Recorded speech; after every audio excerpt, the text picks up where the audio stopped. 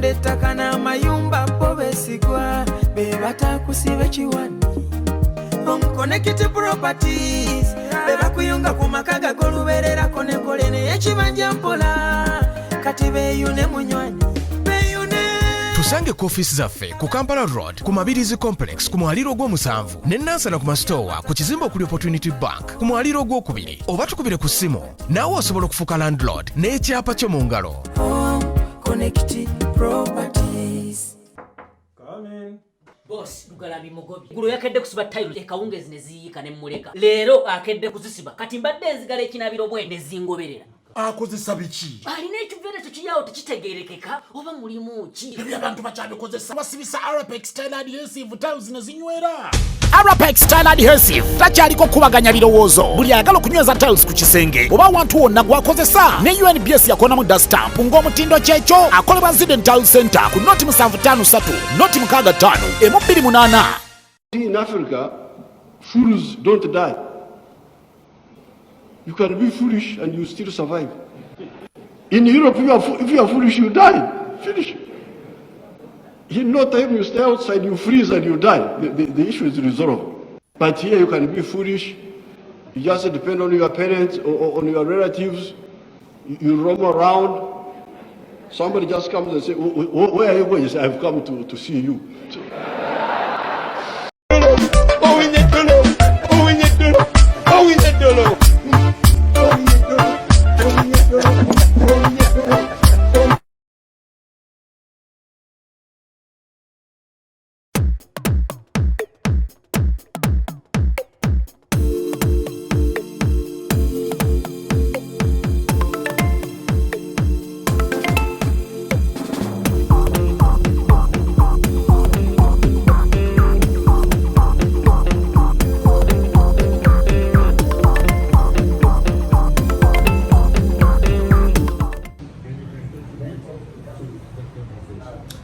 Okay.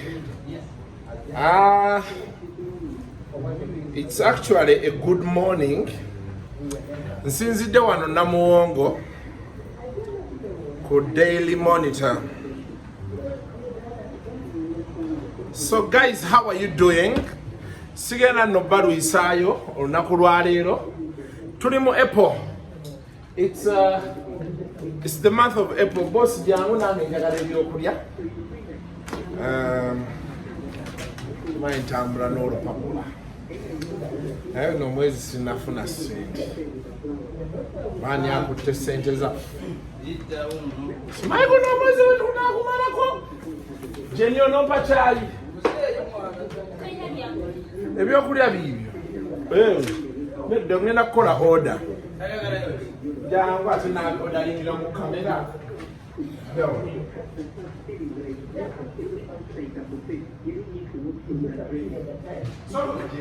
omwami ono naye funa oda ye ate ye yalidde kaki talina ke yalidde okitegedde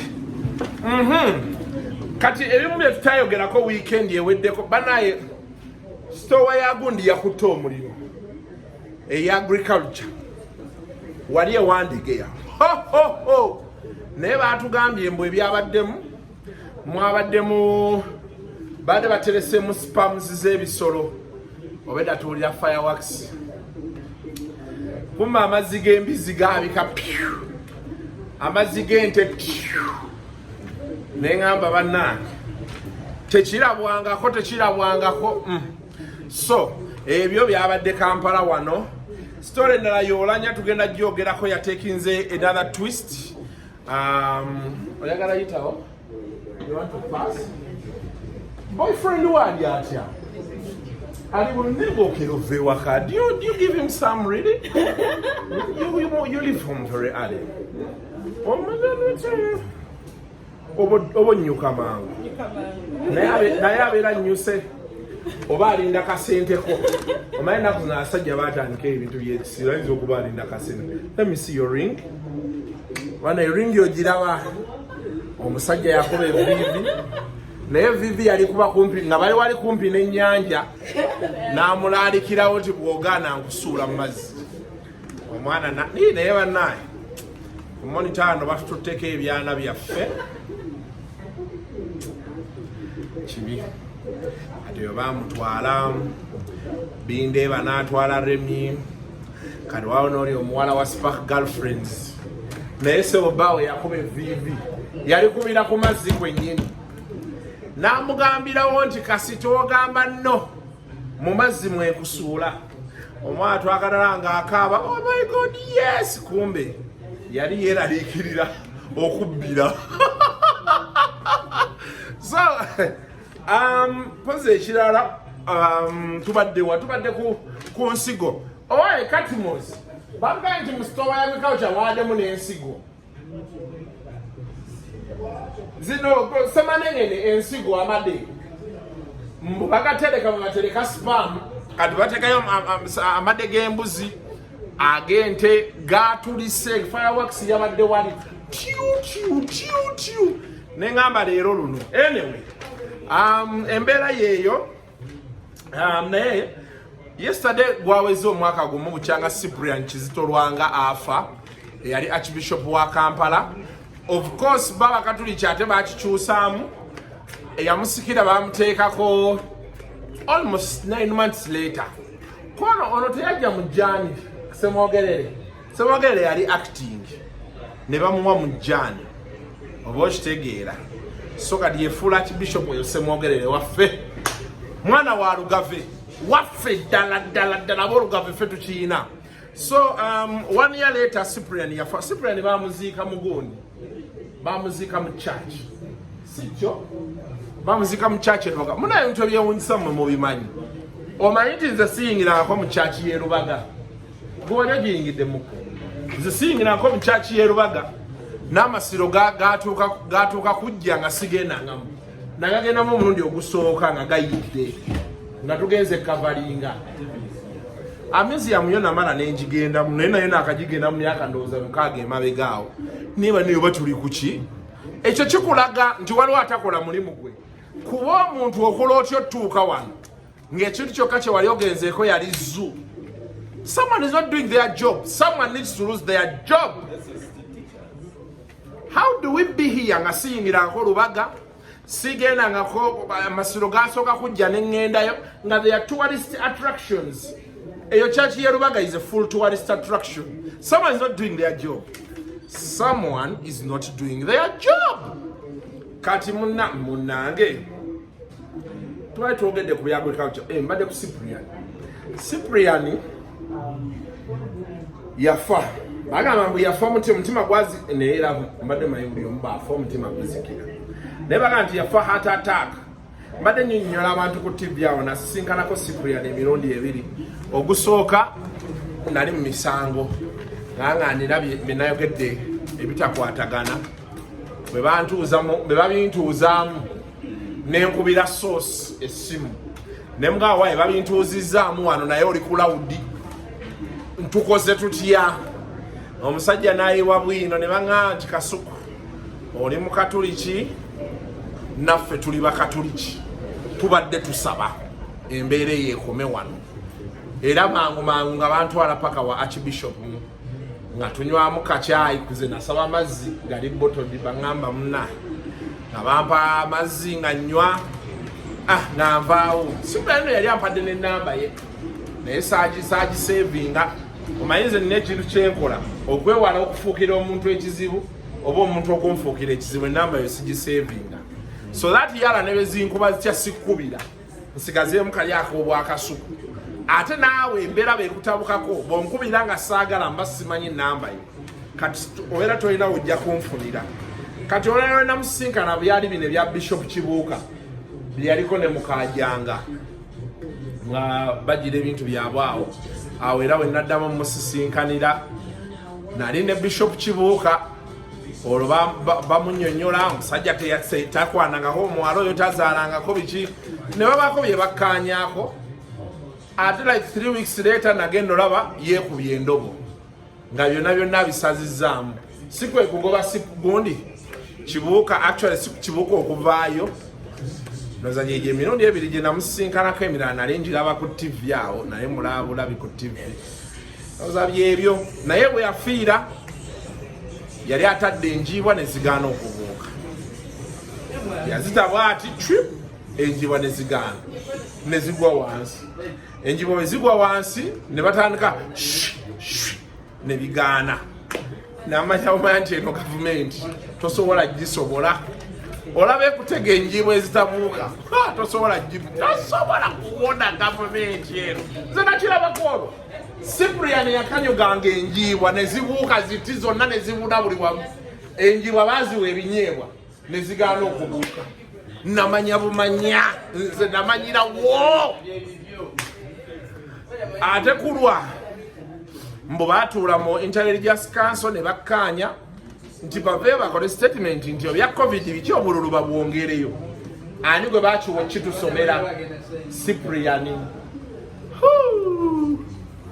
Abapoto ne bagamba fete tunayogerako na Cyprian kumugamba bintu ebyo. Waliyo n'okusanga baali bategese okwawamu eri mu bapoto ne babisazaamu. Naye abaana abo abapoto beefuula bannaani. Musajja afe Cyprian ofe abakatuliki twasigala mu bbanga. Omusajja yagamba tifeere tetubimanyiiko. Nentegeera butegeezi. Namanya nti kati Cyprian bamubye. Enjibwa eganye okubuuka. Bano bamweganye. Awo si we bagambira mbu ayina abaana. Najja mu church n'agamba talina baana. Actually Tamale yamu advising nti bamafiya bajja okukuba. Jukira we mabega baali bamubye ettaka. Waliwo ddiiri y'ettaka gye baali bamutaddeko. Ate father omwe yabirimu mumanyi. Ate alivoko nnyo. Naye tabyogerangako. Ono bwino be yabikubako olumu neemuteekamu n'afulete. Ngenda basuuyinga. Ne guno gwaka. Ekibonerezo kye baamuwa transfer nga lumu. Cyprian yamuwerawo transfer. Mundange. Sajja afe Cyprian zinnaku ze zaasembayo. Naye he was a good guy. Lwakuba bakatuliki balina engeri gye bacontaining ekintu kya Cyprian. Omanye nti nno baamala okufa. Wali abagenda ewaabwe mbu babba amabugo. Tewabira mu mawulire. Wali ababbi abagenda nti babba amabugo.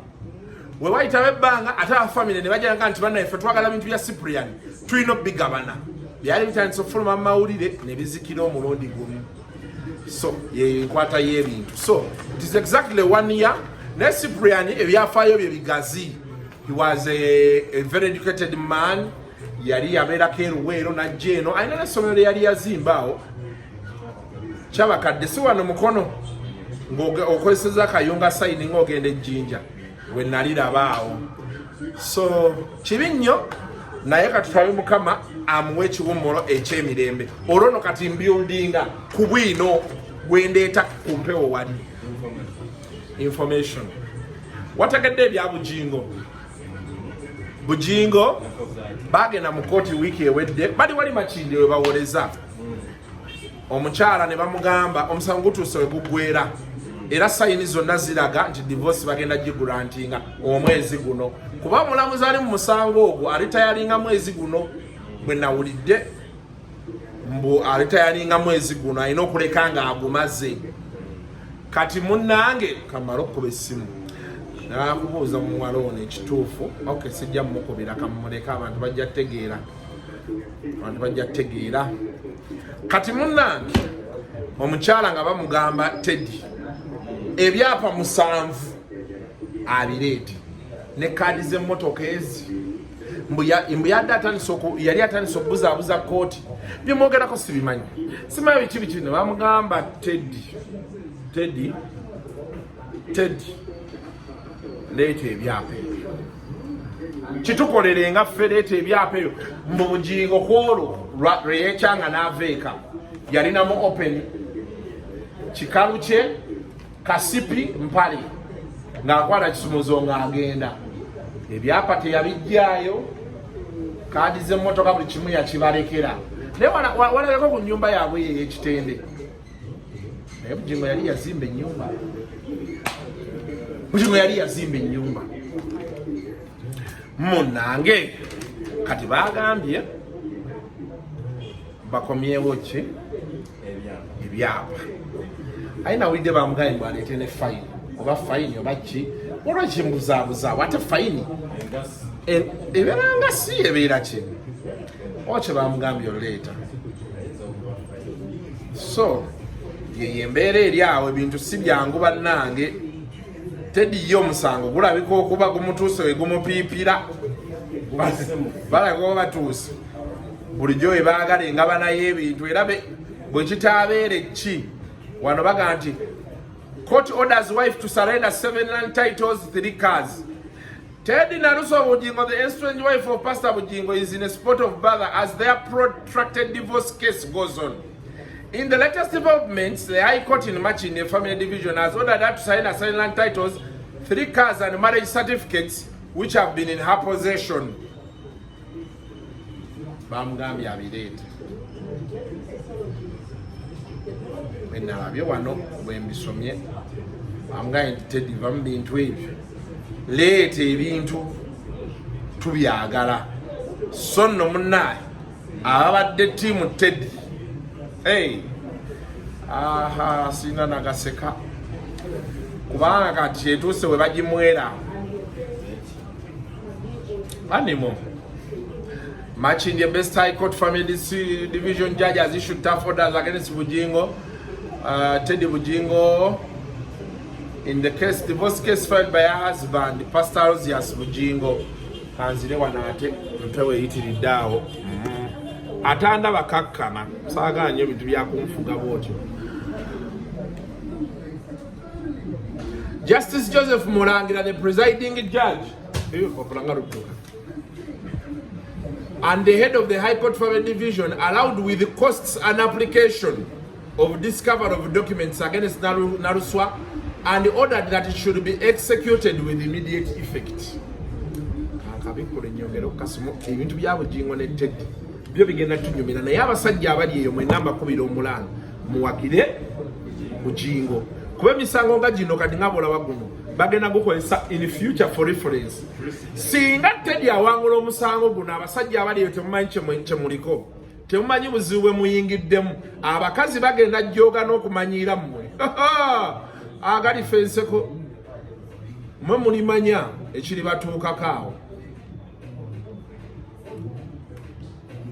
Eno buli wenjagala gisoma ng'ate yezzaayo eri emabega. Mwane buno website nabo bumenya.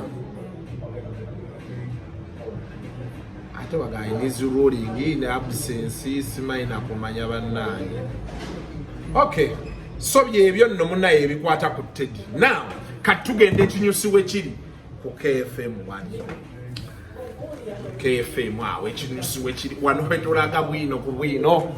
Kati katugenda awo tulabe ekiddako information yekka mwere wana abantu we basinga okwagala. Kasuku was a banger. Owa mbagambye nti kati wano we tulaga we wali info info oli nyini data gwe baagala data wano. Nalabye abaana bakozesa aka clip ko ne Edikenzo Bino bye twayogera titi ati kati sobo ndi w'amaanyi guno omulembe gwa social media olowooza oyinza owona embwa z'okukyalo ziba zigenda kulya.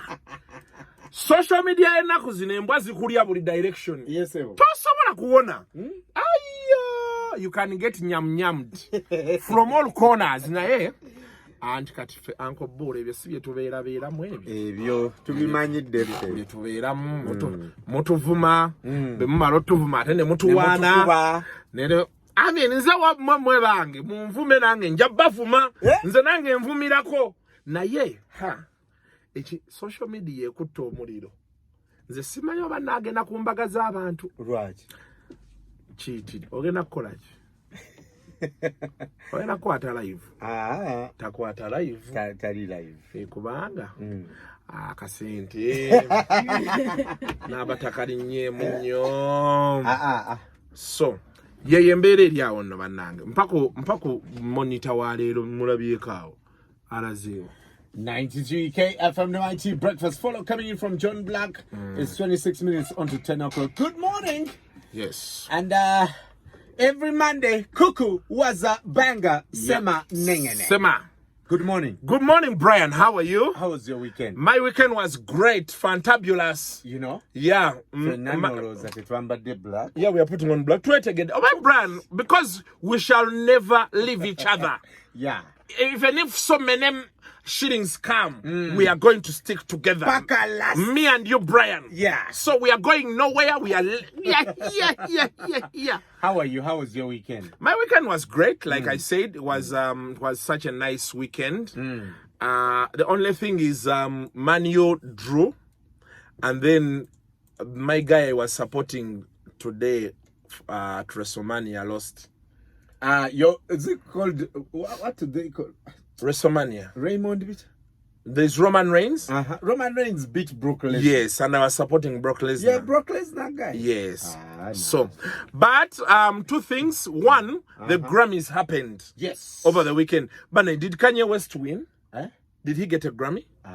And they had said there were 5 records to break, but his seemed easier. If he got 1 award at the Grammys, he was going to supersede Jay-Z or some other guys to be, or I think like the rap guy with the most awards or something like that.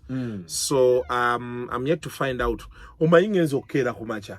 Nga TV bagisaze. Nze banaye simanyi.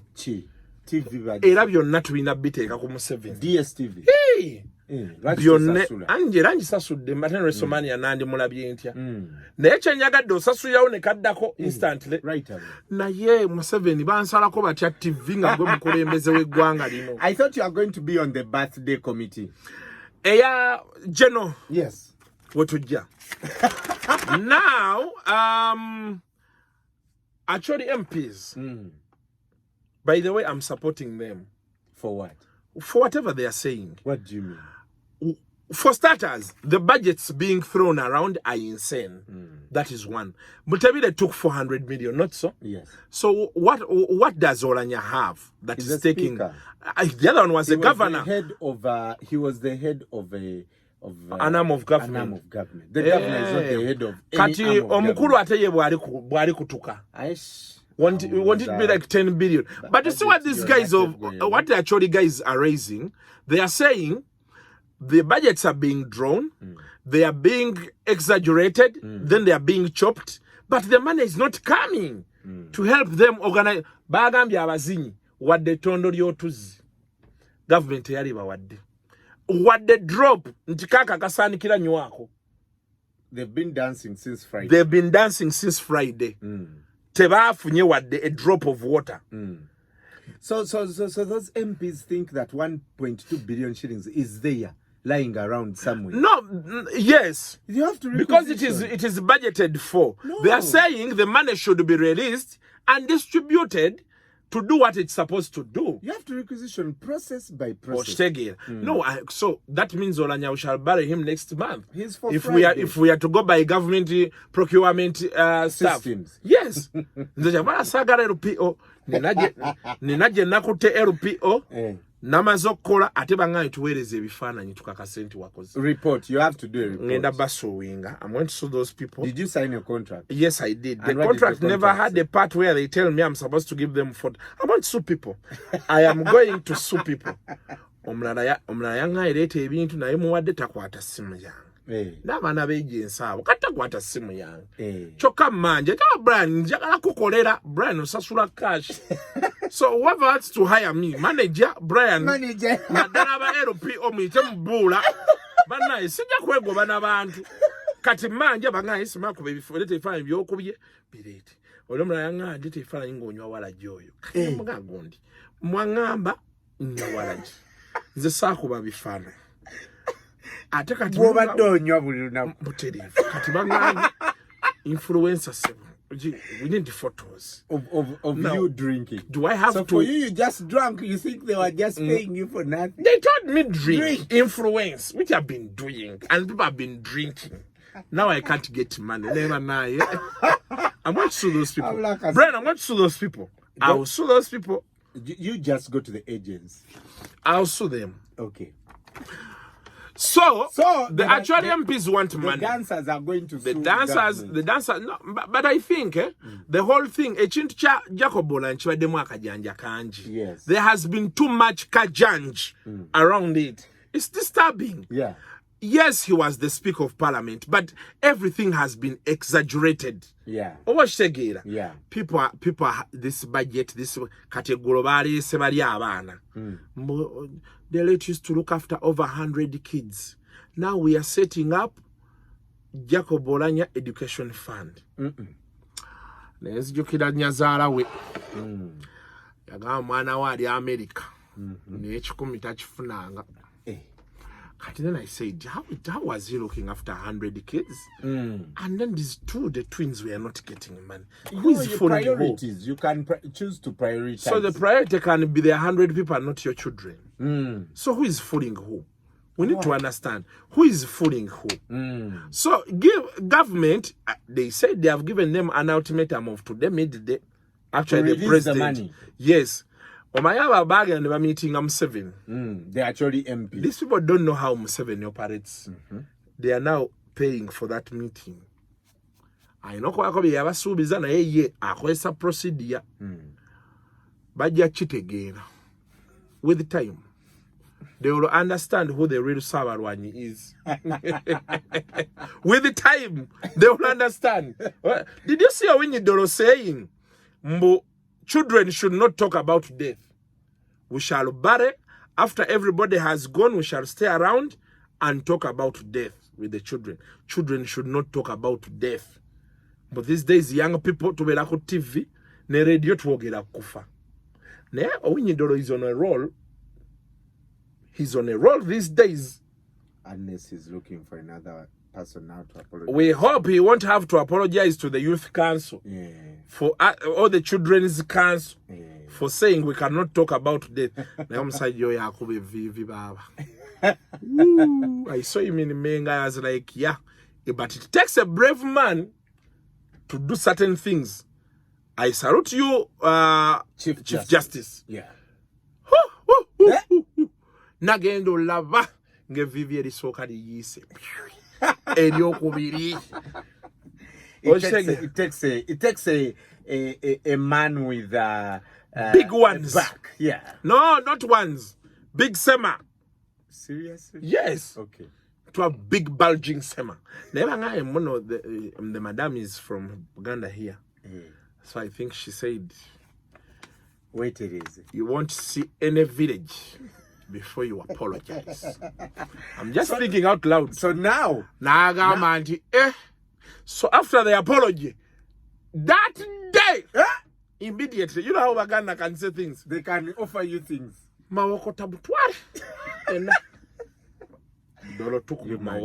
I'm just imagining. This is the Chief Justice. I know it's the Chief Justice.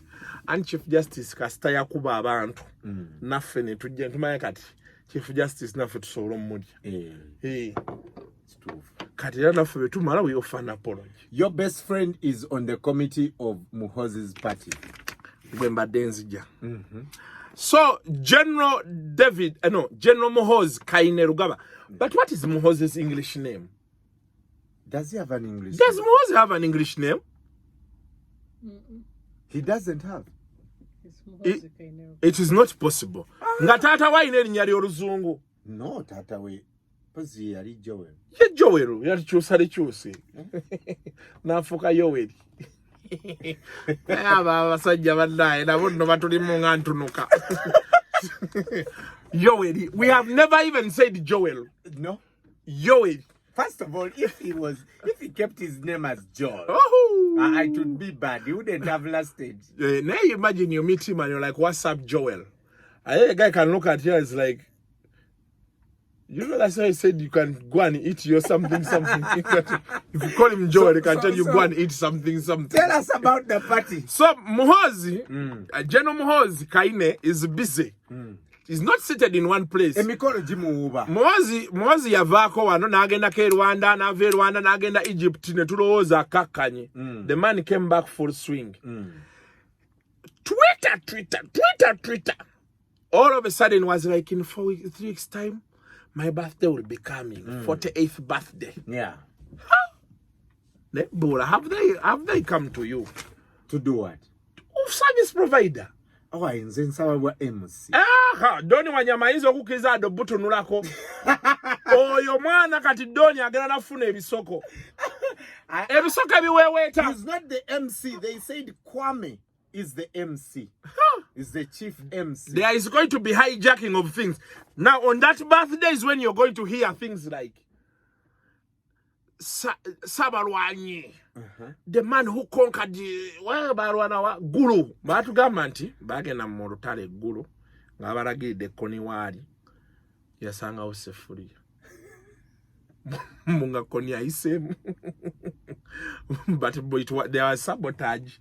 Bage no ganti, gakoni Saja dana sefuri. Amidst everything, twafunye sefuria ze. Ejitegeza tumuli kumpye sawa yonna. Anytime now. Yeah. So the man released the committee. But you know how they called the guy, the terrorist that was killed when Trump was president. You know they got DNA from his underwear. Yeah, that's how they were able to track. So anything can work. So General Muhoozi will have his birthday on what? What's the date? So he released the list that had Wanyama Don, Bebe Cool, Balam, Mwenda. What is Tamale Mirundi's role? And Tamale Mirundi is a member on the committee. He's just a member. Yes, he's a member. And I called him when the name appeared. I said, now you be me, you ask me. I be you. Yeah, you be Kasuku. You say, Mzee Mirundi jale kono Kasuku wano. Mzee Mirundi. Jebareko. Kare, wadongamba. Ono Kasuku wano. Nkutege do badongamba chikasuku. Tugenda kwata lero. Lero Sunday. Obadongamba. Wachite munde kanembera kone mchala wangu. Ongamba chikasuku. He said all those things. Watch the Mundeka. Ndeka Kasuku ndeka mpumulemu. Mwami Mirundi. Unalabye erinnya lyoku pate ya Muhoozi. Kasuku tonkubira todanga mo kunkubira ngo by the way Kasuku. Todamo kunkubira ngo ngambe byesiru. Kati gwe ba mafia bakusasudde. Ba mafia bakwade sente meka. Ba mafia bakwade sente meka. That's what Tamale said. Nganti Mzee Mirundi. Biri ku Twitter. Twitter bye biki? Ba mafia bakwade sente Kasuku no kuna mango je kuli sente mwana gwe. Wali de sente za basajja abo. Va ku simu yange.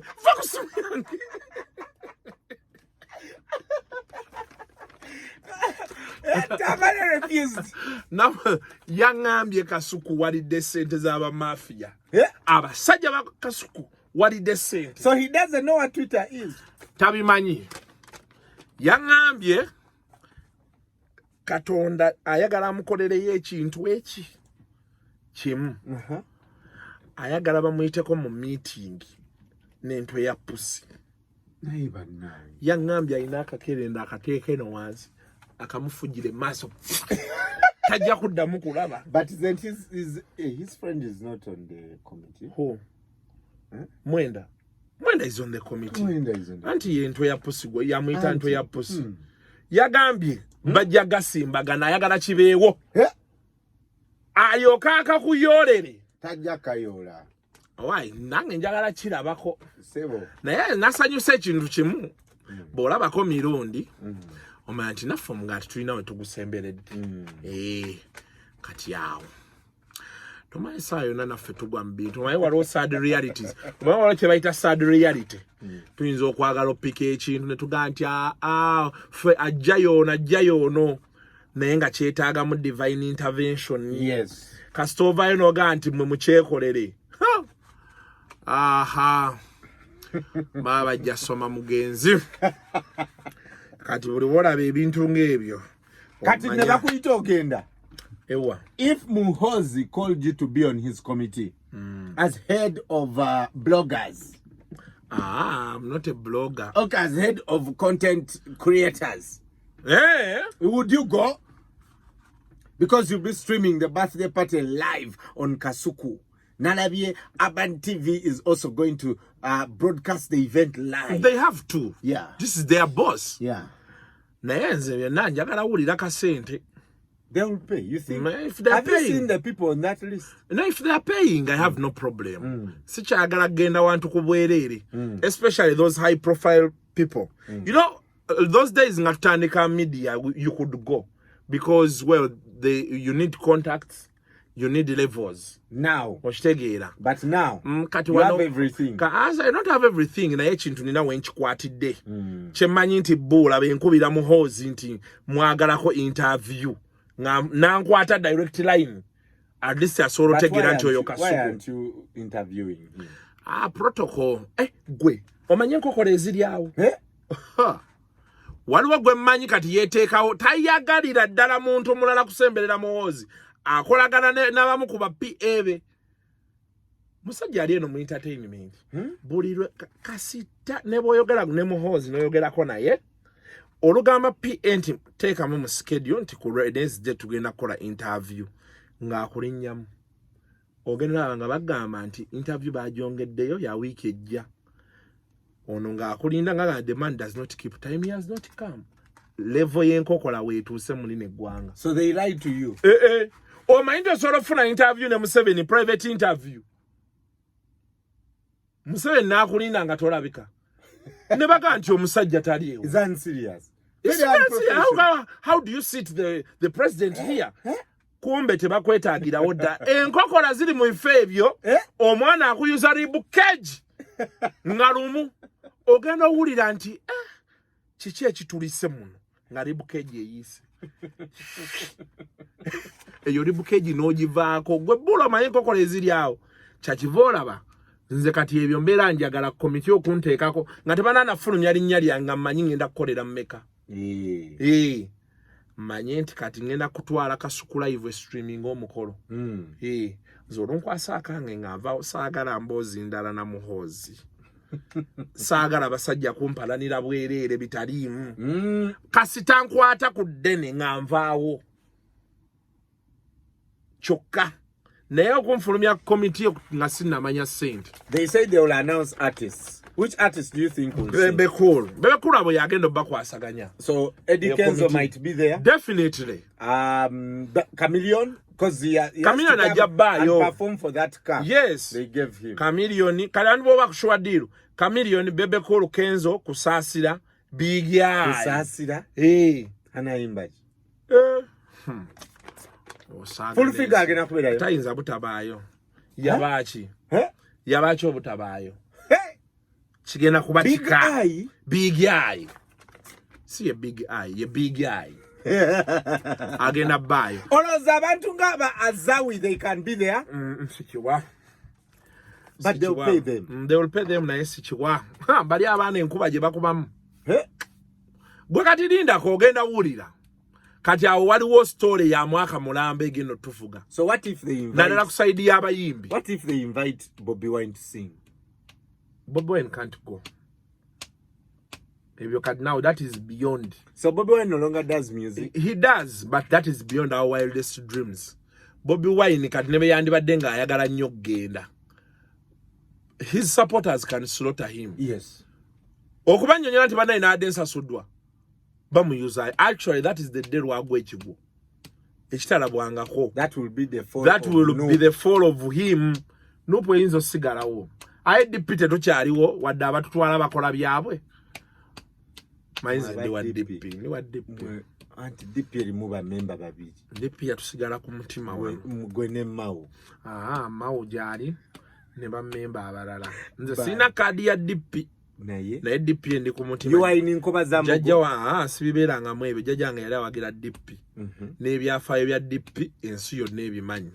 Naye sibeeranga wadde ku ofiisi zaabwe simanyi we ziri kati. Ne DP ndi wano. And where are DP officers? Ndi kullo wano.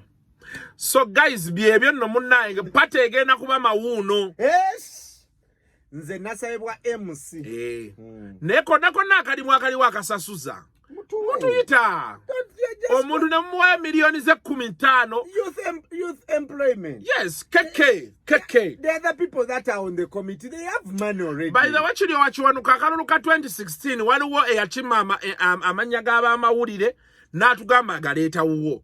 Twagenda okuddamu owulira ssente zaafulumye tetwafunako wadde ekikumi. So is that Chiryowa's fault? Anti yatugamba nti KK yagamusabye.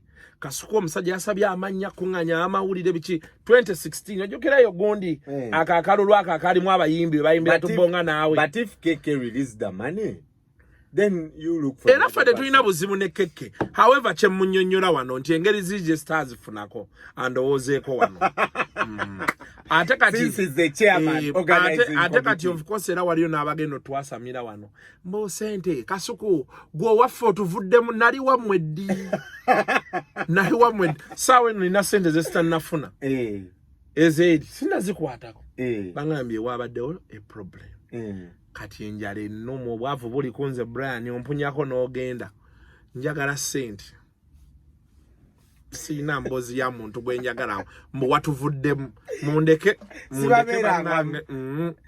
nali mbabaddemu naye embeera munaye ffenna tukutte kale what should I man do nkole ki omusajja singa mpita nga nsasula era njabbawa information wano abaagala obbiraba mubirabe abatayagala omuziza azimbya ttwe gwaba amanyi naye buli ajja n'akasente olaba ebintu byolanya babadde bampisa ogenda ku covid waliwo abangambye tugenda ku covid you're going to cover nembabuuza budget eri ki sooka kukwatako wano nembaganze nva wano Kampala ngenda omolo nga sikuteka sente nga waliwo abasasulwa gomaye kiri wali ku gundi abaana baganya ojjikuba live bagambye mujja biraba mu mawulire coverage mu mawulire naye nga tetulinakwata ku sente ng'ate abalala mubawadde sente tosuubira kalaivu wano era kasitonola kalaivu akasente kajja kuba kafulumye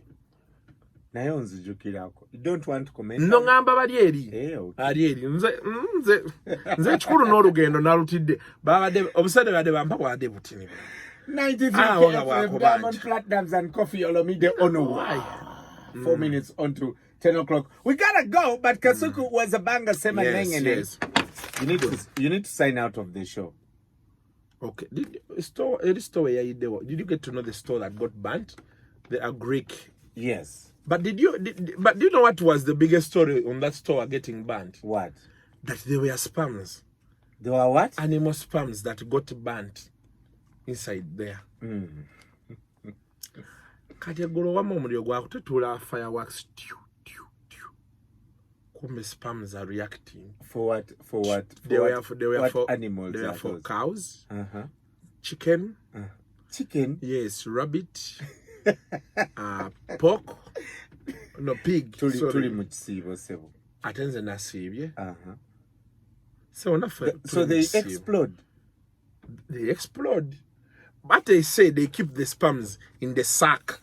Artificial insemination. They keep it in the sack, like they pull the sack from the animal, then they keep it. So literally the sperms are in the semen. You get what I'm saying? So that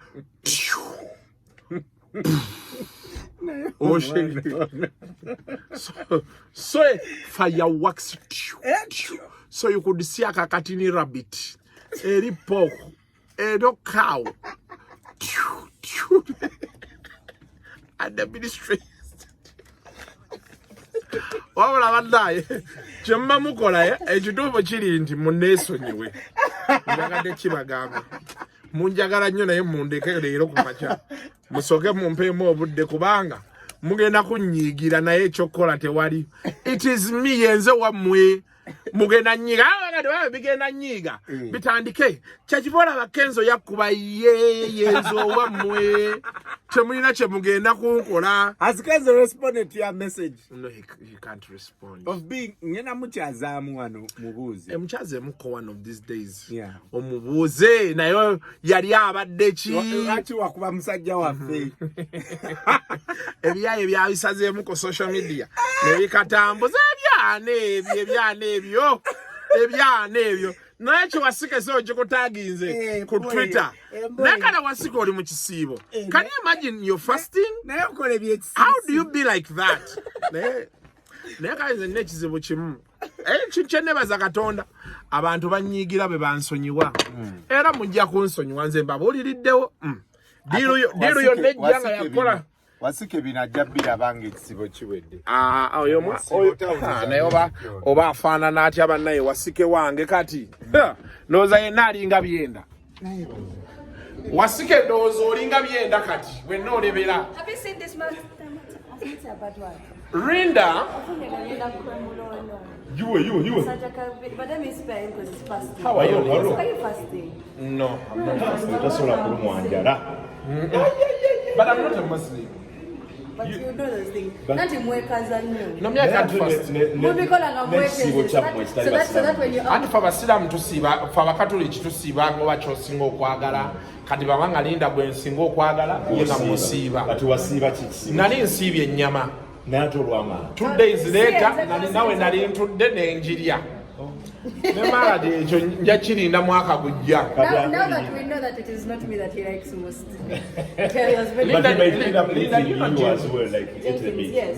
Yes, please. Oh, I haven't seen him in a while. When did he last come? At the beginning of the year.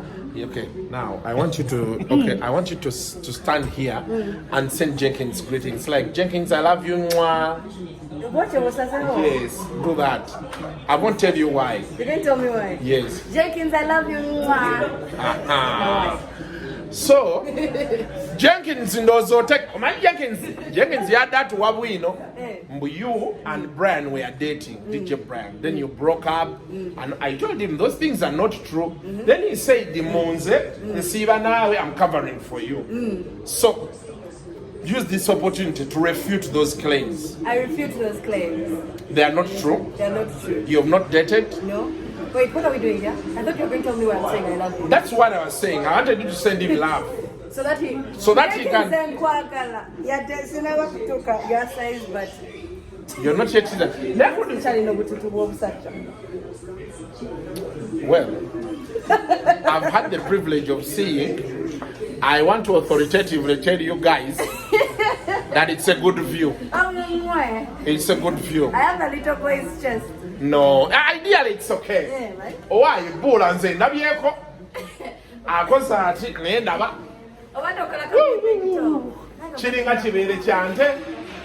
The view from above. Never know. Like a rabbit, I'm like a rabbit.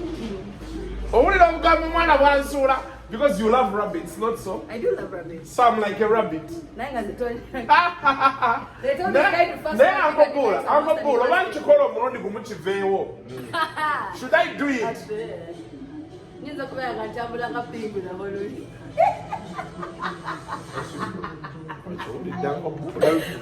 Nothing agape. If he gets one chance, I drill factor, tractor. What do you tell me? Drill machine. I drill machines. But remember, I use my legs to work. So Linda. Okay. So you have to do it on Saturday. So no, we do it on Sunday. So that man, we do Friday. So that she rests the whole of. On Saturday. I work on Saturday. Yeah, but I mean, if we do Friday evening, you have the whole day to rest. I'm still asking, why are we doing this? Why are we planning? Okay, what are we planning? I think do it Saturday and I put them push on. What are going on? So that Monday, Sunday, I at a Monday, Tankasawa, Nyaku ready. But I've been to Linda Den's place, have I? Is that no, I've not been to Linda Den's place. Thank you. I don't know Linda Den's place. I've not been there. Brian, have you been there? The worst he has done is shouted my name in traffic. There's sometimes my phone in traffic and I'm like, Linda! Not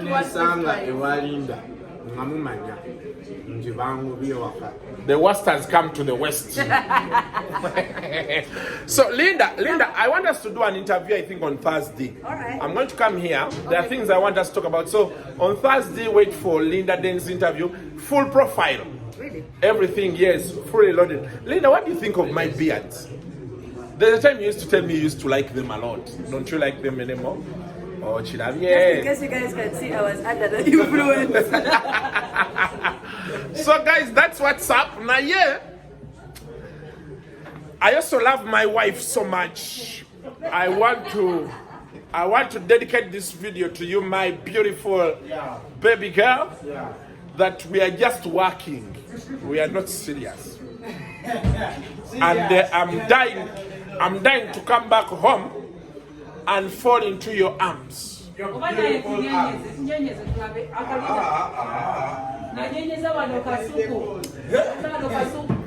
Naga nenda ku YouTube bane Kasuku channel mu. Kulikana kukanyenya bwe kati. Yakola mtala Kasuku bino just. Yakola. Ensonga eri Kasuku agimunyonyonde. Muchala. Ekizibu muchala. Waliwo ekizibu. Maybe another one of those answers. Naye tujazikola ndoozi olulala. Omusajja Madam Kasuku is waiting to come to your beautiful arms. Exactly. And I don't know, Mariza video kano kubanga. Yeah? What is wrong with beautiful? Nothing is wrong with her. Just muweereza obubaka omugambe you love her so much. Nze mwagale. Yes. Aye nange nkwagala. My beautiful lady, we are joking. How are you joking? Me, I'm serious. Bina baby. But okay guys, Temboka Bolango and Nena Tukeka. Era kati fetwolekedde Lusirika. Olwo Lusirika lwennyini ndulamu. Lusirika olwe Bina baby, I seek for you to withdraw. Please, for the tugenda mu Lusirika. Withdraw the statement. No, but why do you want me to lie? For us to get out, we say it as it is. Yes, so Chiwete, I'm not going to apologize. I have apologized for something that is true. I wish you good luck. I wish you good luck. And I don't know again to chat. You do too much. You don't know. It's a ekyo kimase kijja kijje naye kijja naye omutima gundi mabega naye baaba ekijja kijje tunagenda tutya ebiduduma tutyo olaba ndekawo maama wange nengenda nempangisa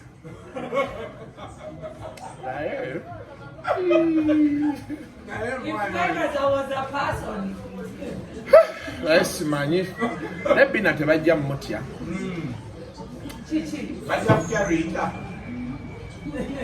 naye kandikira awo mmere bulungi